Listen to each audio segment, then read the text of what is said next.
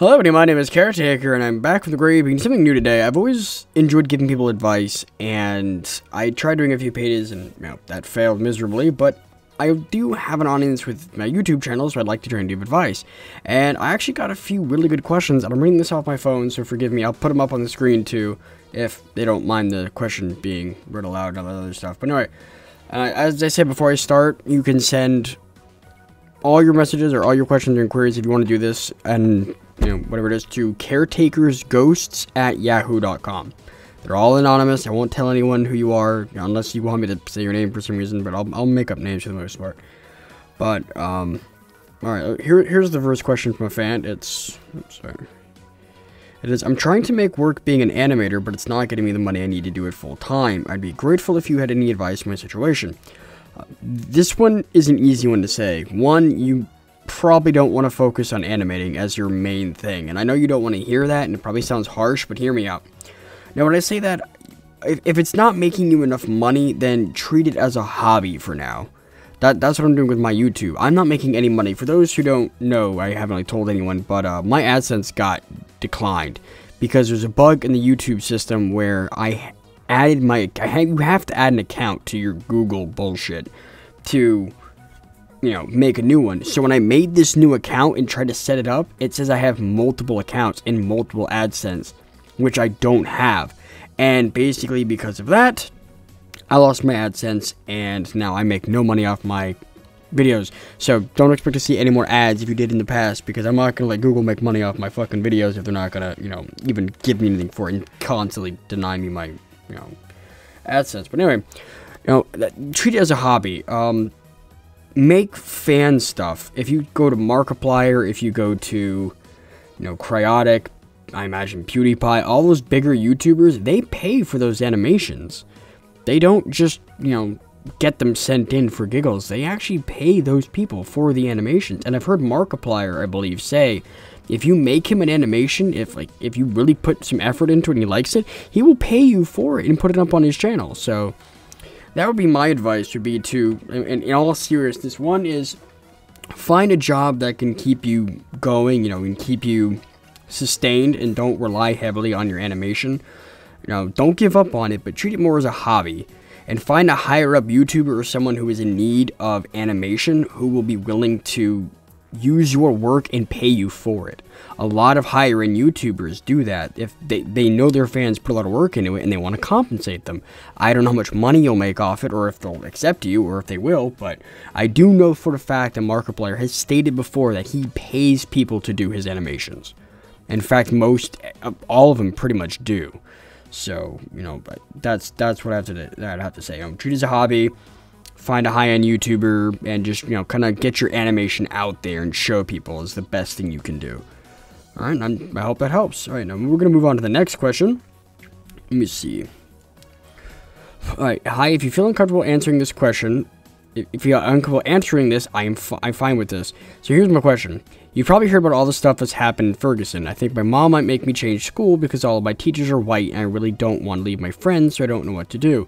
If you could help me, that would be great. Thanks. I'm going to put this out there right now. The whole Ferguson situation is completely fucked. I mean, it honestly scares me to see that if there's any kind of race involved in anything, you can pretty much guarantee someone's going to get hurt. And Ferguson is the biggest example of why it's wrong to focus solely on race and incite race wars and shit.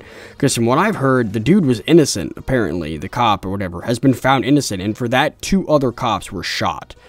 And that's just, regardless of where you stand on it, these people and the people whose stores got ransacked and whoever did not deserve to die, regardless of the verdict. There's no reason for this shit. Anyway, I'm not going to get into my politics. This is about the question, so I apologize for that. But, the only thing well, luckily for you, we are in an age of technology, and it's not like when I was a kid, where you basically had phone or letters. That was all we had. Cell phones weren't a big thing, so if you lost a friend, it was pretty much done. It was GG, unless you had their address, or if you had their number, which was difficult, because I grew up in the military, so if you absolutely cannot convince your mom to keep you in that school, I don't know what her reasonings are. You said because the teachers are white. I don't know if it's a race issue. I don't know.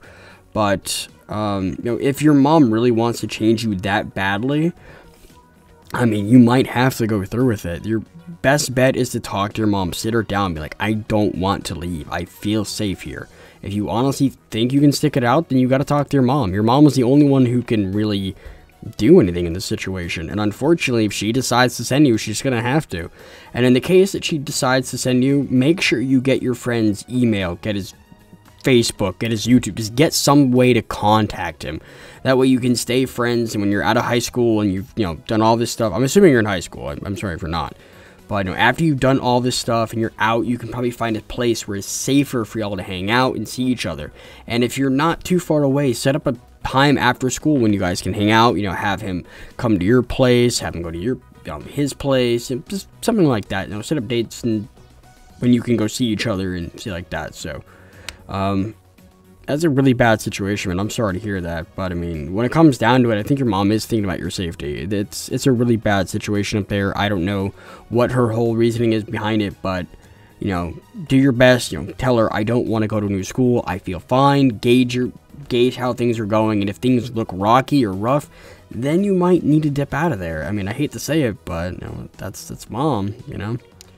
So I hope that was helpful. Like I said, I'm trying my best based on I try to stay as even as I can. I don't want to pick sides. I'm trying to be as straightforward, and I'm going to tell you how it is. So, alright, so we got a big question here. Alright, so this person did not want their question read, so I went through and I skimmed through it, and I'm going to try to hit on the questions and try to do this as well as I can. Now, the main question is I'd like to answer it in two parts. One was, how would I respond if I was in this situation? And the second is what he should do, or she should do. I don't know. What they should. I'm just going to put what they should do, because I don't know. So I'm going to flip down here, and the main question of the whole body is, how do you get over the loss of a friend who was pretty much your whole life for 2 years, to then suddenly go without saying goodbye or bother keeping contact? Now, I don't want to in the backstory talk about this. I do want to say something real quick, because you mentioned something. I apologize if this is too open, but you mentioned that some people didn't realize that your friend had depression. And before anyone asked, no, there was no suicide. It's just there's a falling out. Okay, that's all it was. Don't think it was a suicide. So, a lot of people don't really know what it's like to have depression. I suffered from depression for many years, and I can tell you right now, I can tell when someone has it, but for the most part, people with depression don't show it. I mean, it may seem like they do, and if you have it, you can point it out, but a lot of people don't really notice it. And you said you kind of looked down on your friends because of it, but it may be they really didn't know. Some people just don't reach out and think about that stuff, so don't judge them too harshly. They may not have known, and it isn't good to judge people based on their naivety, because if you do, then there's no way for them to learn, and they may have legitimately cared about that. So so like I said, I'm not going to go into the backstory. Y'all don't need to hear about that, but I will do my best to answer based on what I know. I have had similar situations like this, especially because I was a military child, where I just lost people in my life. I had my friend Davey when I was younger, my friend Josh. It's funny, my best friend now, his name is Josh. I actually have two of them. But, I mean, we just up and left. When we left the, I don't know what the fuck country, I guess you could call it. I don't know what you want to call it. When we left Italy, forgive me for mixing it up. It's probably just a country, but I'm tired, so I'm sorry. This was supposed to go up yesterday. Anyway, when we left, we had no way of contacting them. I mean, I got some numbers, and I got some other people, but I was too shy to even answer someone. And the last day of school, before I left, one of my friends came up to me and said that she had a crush on me. And I was super shy, and I didn't share the feelings, but I was in 6th grade. I didn't know what to do. I'd never touched a phone before. I know it's weird. No, I was that shy. I never touched a phone. I had no one to talk to. I had friends, but I didn't know one to talk to. So when she gave me the number, I was so scared to call her, just even saying hi, that I ended up losing touch with her. And I still feel bad that I never bothered to give her a call, because I feel like I was a bad friend, and I probably was. But don't take that as me saying you're a bad friend. That's not what I'm saying. But I mean, it hit me, because I don't know how she took it. I also had a few other friends who I knew liked me, and a few other, really close friends who I never wanted to lose. I ended up losing them because I just didn't talk. So I can understand where you're coming from in that sense. But if I was in this situation, one thing is I have memory problems myself, so if you feel yourself forgetting things or that you just can't seem to hold on to them, my advice would be to get a tape recorder or find something to record your voice and just remember all the good stuff. Just take all the good, write it down, record it, talk into the, to your tape recorder, be like, this is what happened, and it said, this is her name, his name, so-and-so, this is what happened, we had so much fun. Just do that stuff, record it for yourself, so whenever you're feeling down, you're like, oh god, the bad's coming back, click, there's the good memories. Also, you're always going to have bad memories. It's never gonna change. Everyone seems to think that, life can just get up and move on, and it's not that simple for some people. For me, it is very cut and dry, cold turkey, bam, good, I'm done, bye, get over it. And that wasn't like that for a long time. When I lost a few of my exes, my really, really big parts of my life, and I had to give her up, it fucking devastated me for a year or two. I was a sad person. I just didn't want to talk to anyone. I didn't care about anything. I just gave up on everything. But for me, I finally realized that me closing myself off and not talking to anyone and just being sad was only dragging me down. So I decided that I was gonna, for me, I found something to distract myself, and that partly is my YouTube. YouTube gives me a place to just be, have fun, and I can talk to people. In a way, it's a way for me to interact with people, which is another reason why I made a page too, because I wanted to interact with people. And the beauty of making a page was that I can say anonymous. No one knew who I was, so I could say what I wanted to, talk to people, and never had to worry about the whole personal stuff. But I probably haven't answered your question properly, and I apologize for that. I'm kind of going on a tear, and I apologize again. How I would get over the loss, for me, it's not going to be as easy as it is for you. For me, it's literally just cold turkey. I'll keep the good memories, I'll forget the bad as best I can, and I will just move on. There's no other way to say it. If you really have if you have an idea of how you can get a hold of her, that might work. Try to get a hold of her, contact her mom, be like, hey, is she okay? Something like that might work. Like I said, you said you have trouble with memory and stuff. Make sure you have a tape recorder, write it down. Just make sure you remember the good stuff, Whenever you're feeling down, you can't get over her, and instead of thinking of it as you'll never see her again, or thinking of like, oh, she left me, or he left me, and oh, so-and-so did this, so-and-so did that. Don't think of it that way. Think about all the good that came out of it instead, because you'll be a lot happier for that, and it will help you. I know it sounds weird, to say remember to forget, but if you remember all the good, it'll make you happier moving on. Because if you just think about all the bad, and the bad of the situation, like, oh, he left, she left, so-and-so, they left, and they left, and they left, it's only going to drag you down. But if you think of like, oh yeah, I remember on this day we were laughing so hard, and it was such a fun time, and that was really fun, I hope she's doing well, that's the best you can do, is hope that they're doing well, and just do your best to move on. Finding a hobby to distract yourself, writing down the good memories, that's all I can say, really. It's a difficult thing to do, but I'm sure you can do it. I hope I answered that question properly. If I didn't, just send me an email or just send me a message or something, and I'll try my best to fix it up. But, that's just how I personally would take care of it. I've lost a lot of friends. I'm still losing friends, but I try not to care about it anymore. I know that sounds harsh, but the way I see it is, the older we get, the more we're gonna meet new people, and you're gonna lose people. That's a part of life, and in order to move forward, you can't let your past hold you back. If you constantly sit in the past and you wait for that, if you wait for what was to come back, you're never gonna be able to see what's sitting right in front of you. And I had that same problem myself. I always said, oh, I'd never stop being a kid. And I still haven't. But I also grew up. While I am still a child at heart and I do goof off and mess around at times, I do know when it's time to sit down, get serious, and focus on getting my life back in order. I was supposed to, I'm going to eat candy all the time. I'm going to eat like shit. And I'm getting fat and I'm getting unhealthy. And it's kind of knocked a little bit of sense into me. Like, okay, I'm not a kid anymore. I need to be an adult. I need to start taking care of myself. And I have a girlfriend now, so I need to start thinking about my future. I'm an adult. I'm 26. I have to think of my future. And so I can't wait to go back to that high school time when I was always hanging out with my friends and they came over and played video games and we didn't have to work and all that stuff. And yeah, I apologize if my advice was a bit harsh. I mean, that's my personal, how I would deal with it.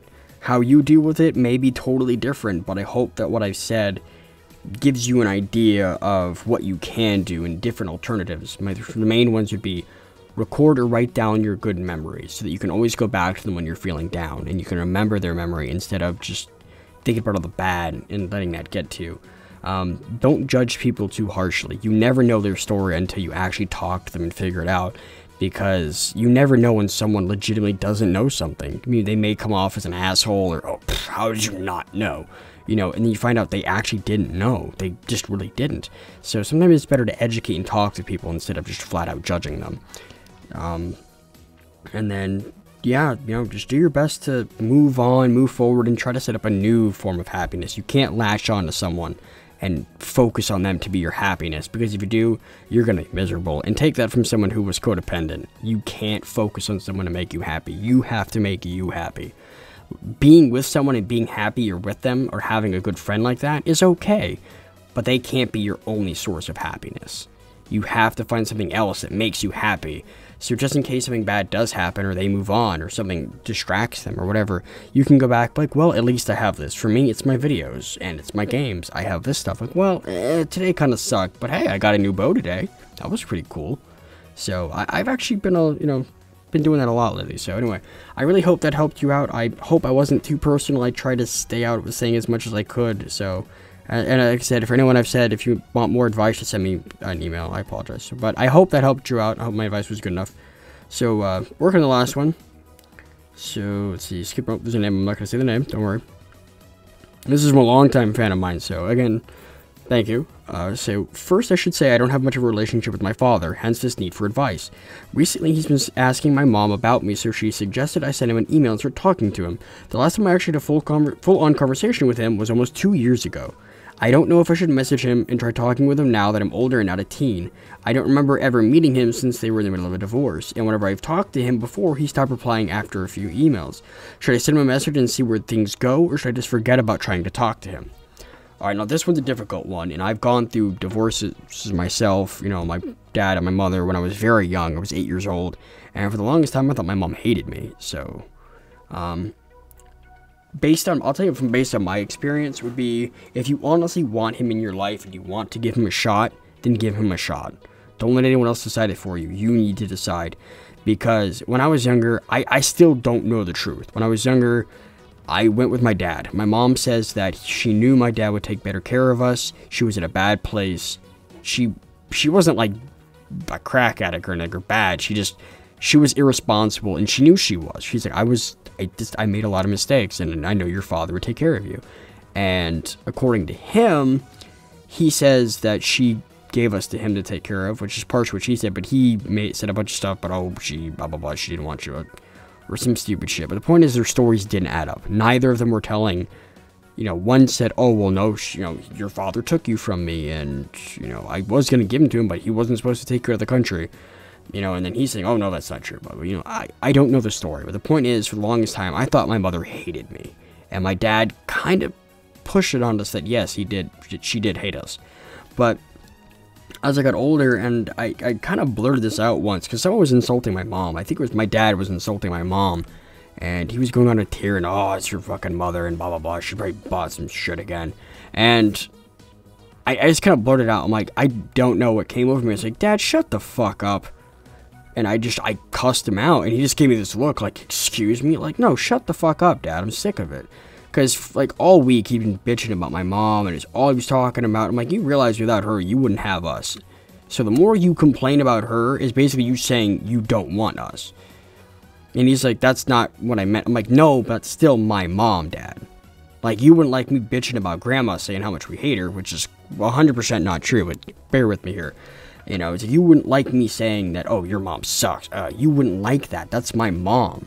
Despite the fact that we did have a rough start and we did have a rocky, patch going through when I was growing up, it was extremely rocky. I never knew my mom. Now we're good friends. I love my mom. But it took me a long time to come to terms with it and really thinking for myself that, they don't hate me. Your parents will always love you. no matter what. Sometimes there is abusive parents and those people need to die in a fire. But for the most part, despite some of the abuse and some of the stuff that happens, parents really do love you. I have a friend whose mom was extremely abusive, to the point where I would say she is a cold-hearted bitch. No, she sounds horrible. But lately, she's been doing better. Like, after my friend spoke up and told her mom about how she was feeling and everything else, things have improved a lot for her. Not 100%, but she's got her boyfriend moved in with her. She's a lot happier, and they have a better relationship. So, anyway, I need to stop talking about myself, but that's just the best way for me to explain stuff is. And there's something I want to tell people right now, speaking of parents and whatnot, while I'm on this question. I apologize, Mia, if I'm not... This is a side name, by the way. This isn't her actual name. I hope it's okay if I use your YouTube name. But, I want to say this right now.